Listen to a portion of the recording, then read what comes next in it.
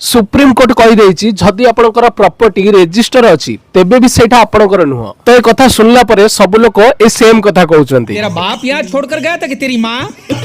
तेबे supreme court कहबा अनुसार जदि आपनक नारे कोनोसी प्रॉपर्टी रजिस्टर अछि तेबे आपण माने तार लीगल ओनर नुहंती। लीगल ओनर हुआ पई आपनक पाखरे केउ केउ डॉक्यूमेंट दरकार आसंद कहूची। लीगल ओनर हुआ पई आपण मानकु सर्वप्रथमे मदर डीड दरकार।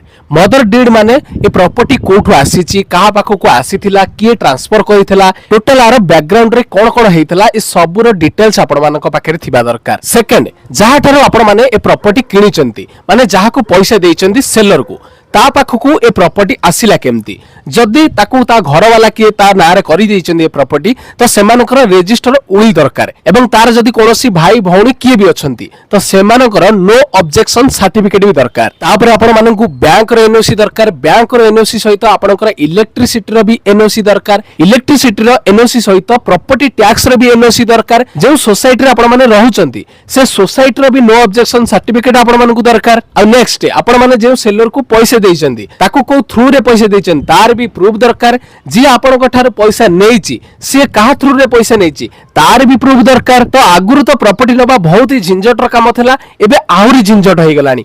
तबे ए वीडियो टी को समस्त पाखो शेयर करंतु